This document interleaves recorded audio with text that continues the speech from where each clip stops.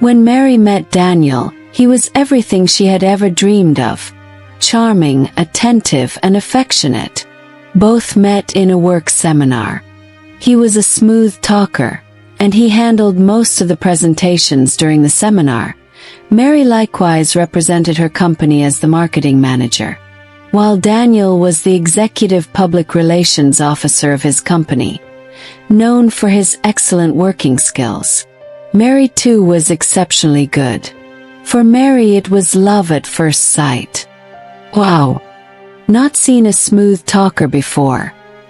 This guy is damn handsome, she said to herself, giggling. So after the 2-day seminar, somehow they got talking, decided to exchange complimentary cards for further discussions as regards to both companies. Mary found him very attractive. Daniel was kind of careful. He took it quiet slow at first, but he discovered they both had lots of things in common. He decided to settle with her. He found out that she was not only intelligent but very submissive, which was rare for a lady of her status. He was impressed. He needed a submissive, intelligent lady.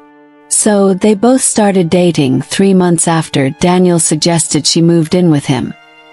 Mary was reluctant at first because while growing up, her mother used to tell her, "A man who truly loves you would like to protect you, accept your decisions and flaws, above all would not want you to come live with him before marriage." But this time, Mary did not listen to her mother. She was blindly in love, so she accepted to go live with him. The first 3 months, living with Daniel was heavenly. He was loving, playful, attentive, helpful, and lots more. Mary was insanely in love with Daniel. Daniel too was in love with her, she thought. But behind the beautiful appearance lied something significantly worse. Daniel is seen quietly growing the initial root of control. Daniel, with a playful smile, said to her one day when she was about going out with co-workers, "Stop going out with your co-workers after work. They show no regard for our relationship." Mary brushed it off, saying, smiling, "I will be back soonest, my love." "Be a good boy," she laughed, and left the house. She pondered to herself, "Well, why did Daniel react this way? It's not my first time going out with my colleagues. She sighed. But when she came back, he was still awake. She asked, "Why are you still up?" "I was waiting for my Queen Mary," he said mockingly. But Mary waved it off. "I am off to bed, my King Daniel. I am tired. Thank God tomorrow is Saturday. Let's go to bed, babe." "A joke. Are you talking to me like that?" he said angrily. "Oh, so you know that today is Friday, we were to be together, but you decided to go out playing with friends till late," he thundered. "Listen, woman, this should be the last time you will leave my house without my permission. Okay? Hope it's clear. Listen, let's get things clear. In this house I am in charge. Not you, Madam Mary." Mary froze on the spot, visibly surprised. Looked at the time, which was just 11 p.m., then looked at Daniel, who was visibly angry. She was sorry, and to bed, leaving him there in the sitting room. It was a silent weekend. Mary was still trying to understand what went wrong. Daniel was very grumpy throughout the weekend. She tried to please him. The small things initially appeared to be love. After that, they became into rules. Mary started becoming uncomfortable, but waved it off, saying maybe he is stressed at work. It all began quietly. The way he disrespected her opinions and the mocking tone in his words. One evening, as both planned to go out on dinner date, Mary excitedly in front of Daniel shows off a beautiful dress. As Mary dances in the dress, Daniel chuckles, saying, "That dress doesn't fit you. Next time dress in something I would like. You look like a butterfly in it. Please change into something else. We are running late. Madam, be fast about it." "Okay. Just 5 minutes. If I do not see you in 5 minutes, I am gone." so be fast, duh.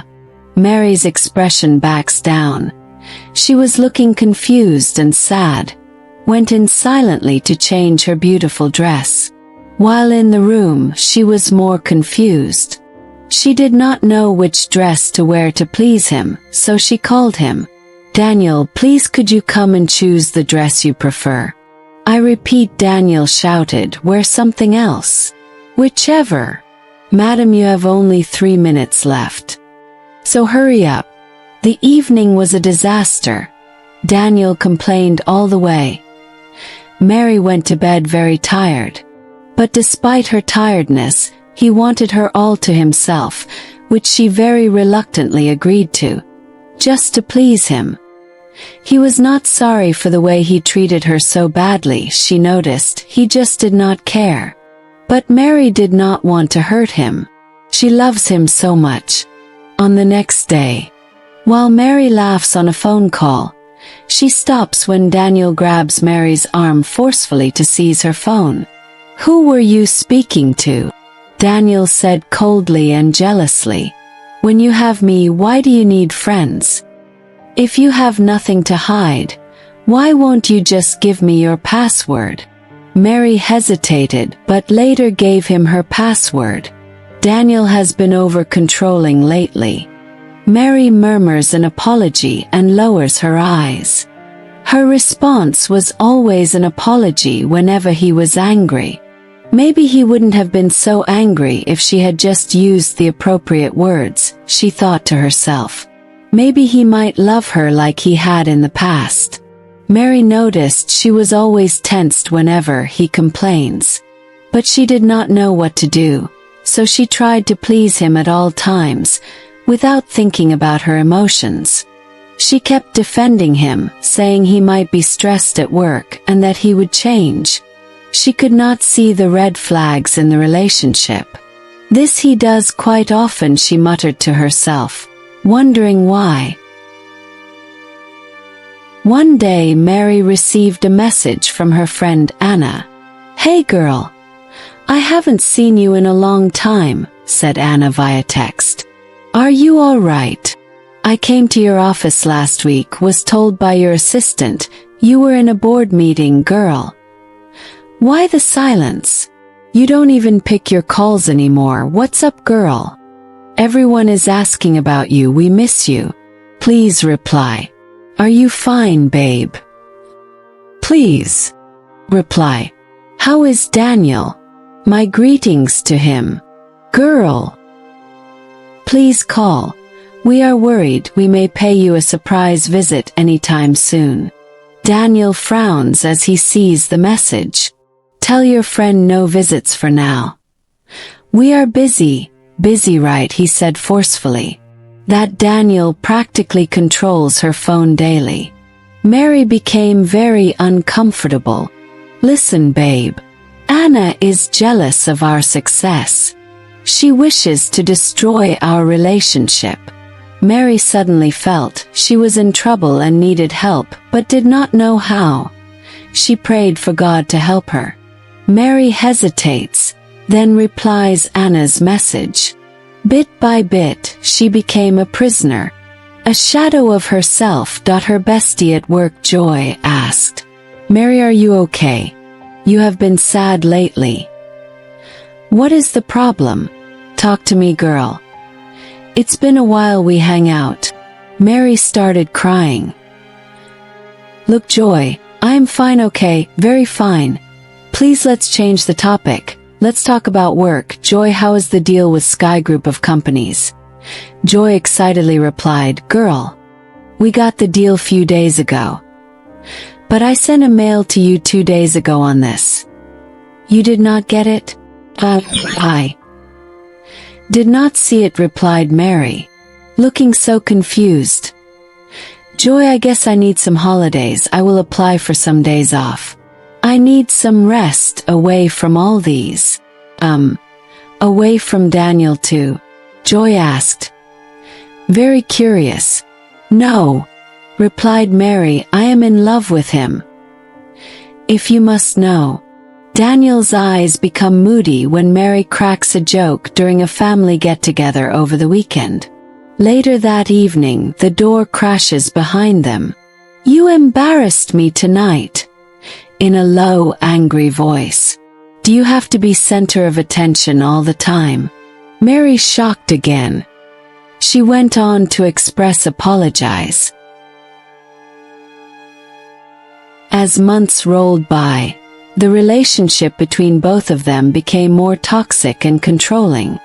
One evening Mary returned home quite late. Daniel shouted, "Where were you? Telling lies to me once more." Mary stutters. He takes hold of her wrist and squeezes firmly. Her winced face in pain. "Daniel. Daniel. Leave me alone, you are hurting me," she cried. "Please leave me alone. You're mine, Mary," he whispered forcefully. "Do you get it?" He slapped her on the face, and she started crying. "You're mine. Get that in your head. You must do what I say. Own you, Mary. Remember, without me you cannot do much in life." Mary was afraid. She started crying profusely. "Daniel. Daniel, why are you treating me this way?" Daniel has been very controlling. He controls everything about her, including her bank account, her calls, her job, preventing her from seeing her friends and family, and lots more. Daniel even had to install a CCTV camera in the house. After the quarrel between both of them, something changed that evening. She was no longer imprisoned by fear alone. She wanted to escape, to run away. She felt empty, rejected, and abandoned. Running away was the only option. But how? She thought silently. She was frustrated. She was losing it. It's affecting her whole being, her work, her social status, family. She has been defending him all this time, covering up all that has been happening in their relationship. "I am done here," she said to herself quietly. "I need to get out of here before he harms me. God help me, please. I am losing it." Mary had to plan tactfully and wisely to run away. She made sure he did not suspect anything. He has been more controlling and aggressive lately. She was losing her mind, but had to play along. He was very furious when he discovered. She called his mother to complain. One evening as Daniel came home, he screamed at her. "How dare you call my mother to complain about us? How many times have I told you not bring in a third party into our relationship? Madam, how many times?" He went close to her and tried to slap her. She started crying. He held her by the throat, screaming, "Listen, woman. This must be the last time. Hope it is clear. You are my property, Mary. I can do whatever with you. You should be grateful that you have me as your man. I'm sorry, Daniel. Please forgive me. I won't do it again. Please." So one day, while Daniel was out with his friends, Mary hurriedly packs a small bag, glancing over her shoulder. Leaving a narcissist was dangerous, but staying, that was fatal. Mary secretly types on an old email account, "Anna, meet me at the cafe near the bus station tomorrow. I'll be there." The next evening, Mary sneaks out, her heart pounding. In the taxi, she looks over her shoulder, expecting to see Daniel in every shadow. Mary arrives at the cafe. Anna rushes to embrace her. "You're safe now," Anna, her friend, said. Mary exhales relief, flooding her, crying, holding her friend. Few hours later, Daniel returned home screaming, Mary love, I'm back. I got you some presents, pizza and ice cream. Where are you, my love?" After some time, he noticed Mary was not at home. Phone buzzing violently. Text from Daniel. "I love you, Mary. Please come back. I got you beautiful gifts. Mary stares at the screen, then deletes the message. Another one follows. You'll regret this. If you do not reply.